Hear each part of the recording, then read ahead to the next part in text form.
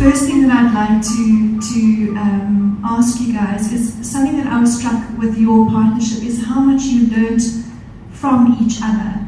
So maybe if you can tell us a little bit about what you learned from Rihanna, and Rihanna, what you learned from Bertha. I've learned a lot from Rihanna, and with this partnership I've learned that being partners, it's not an easy thing. It's like a marriage. You come with this, I come with that.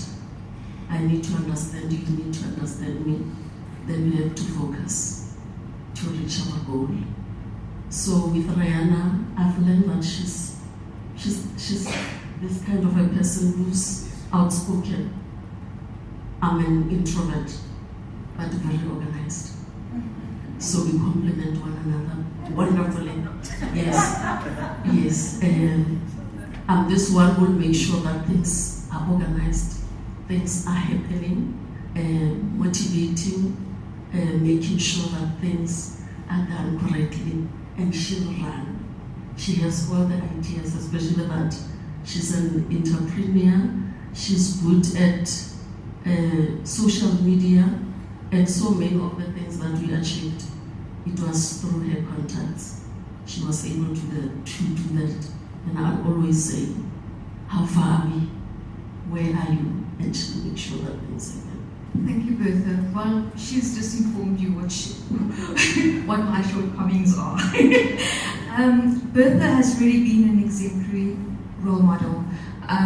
She taught me a new kind of leadership. In my environment, we have deadlines. We constantly on our feet. With Bertha, she showed me. She would sit in a chair in her office and everything would come to her. The art of delegation she had down to the T. Thank you, Bertha. That has helped me in my business today. Bertha's also allowed me to learn from her as a leader and to be led by her. That was a huge learning curve for me because as a business leader coming into the program, we think, yeah, we coming to teach you what we know from the outside. How did I get a beating?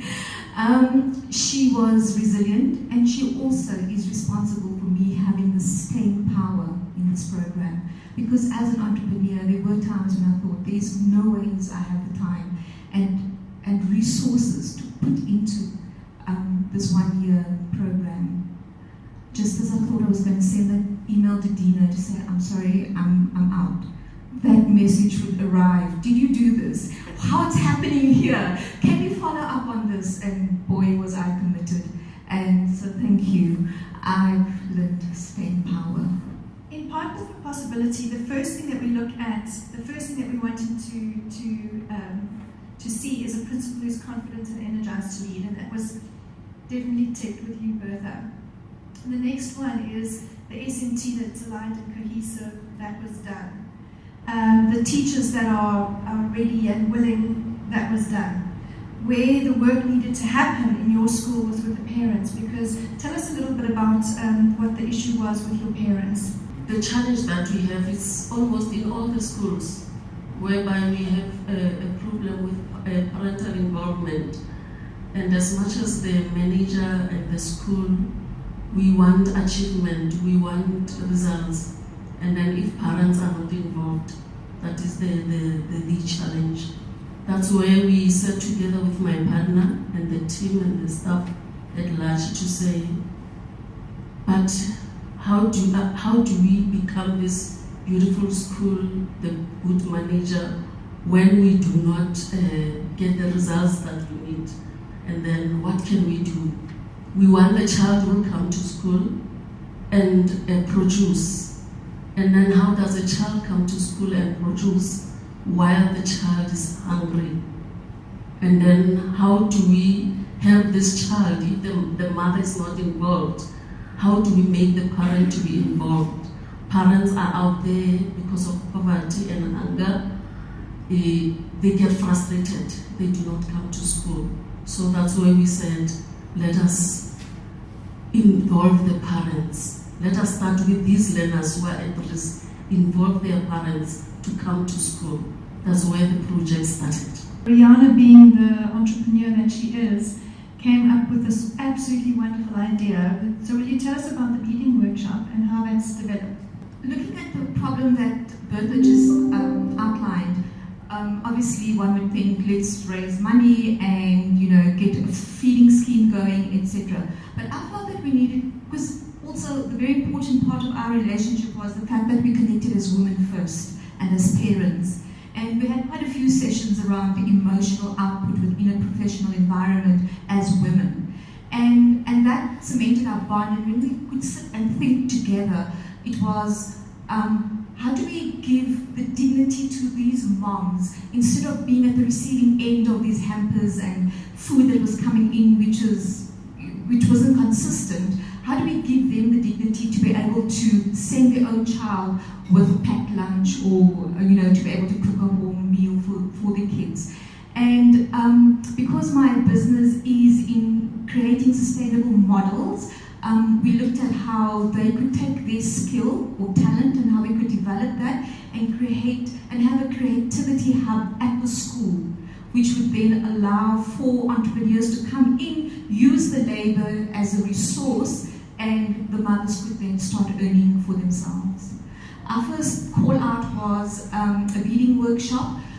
We had to pay the facilitator, and that was a really good example of what's possible when you call upon your networks. I had no funding. I'm not from corporate, I'm a small business owner, and I didn't come with loads of money, so called on my networks, and we could then, our first workshop was for 12 women, and they came in on a Saturday, and they learned how to make jewelry.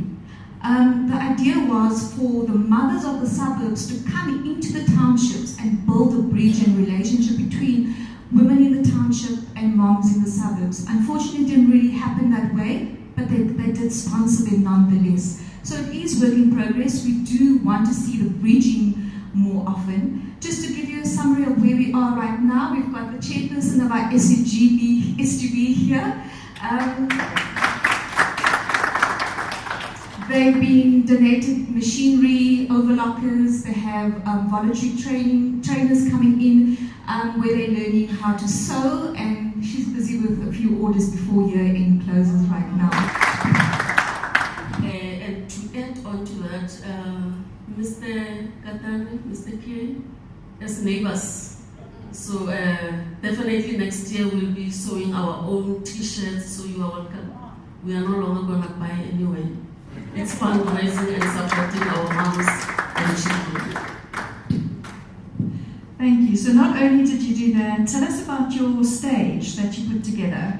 Well, we're not engineers, but we had to look at the most cost-effective way to bring in staging, because at Thabang Primary School, the students love art and culture, dance. They had this big show for Valentine's Day where they were all modeling.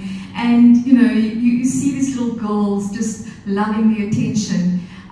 We came up with an idea to get pallets, and we could build that and move that around. We had a sponsor from Vereniging that came through, delivered the pallets, and now Bertha moves it around like a jigsaw puzzle as the event lends itself to and how she wants it. Yeah, so that's our stage. Yes, sometimes we need to improvise. Yes, and with that again, like I said, Rihanna is the one who's good with social media thing. They saw learners, it was Valentine's Day, so learners were showcasing their thing just on our dome there. But somebody saw that, and then Rihanna indicated to people to say, these learners really need a stage. So somebody said, I've got a lot of pallets, you can come and collect. We just collected, so we just improvised. Your volunteer teachers. As much as I said, our main issue was to deal with the issue of performance. So Rihanna came up with contacts from vets. We have students who volunteer to come and teach maths and English. So they teach in an interesting way. If you've ever taught grade R, they learn through play and they understand more than when you teach standing in front of them. When I observed as they taught our grade 4 learners, these learners at risk, they planned but they were taught in a playway method, and it was so interesting and they understood much more than when you talk to them. Closing on the volunteer program, which we will roll over to 2020 as well, is so often, as we've already experienced with the Springbok victory, people are wanting to contribute. How can we help? And they just need a little bit of guidance and that little bit of push and, point out, this is a project, this is a space that you can get involved in, and that's what we've discovered with our volunteer program, and we have no doubt it will keep growing because we are showing what Ubuntu is about. Let's give them a round of applause.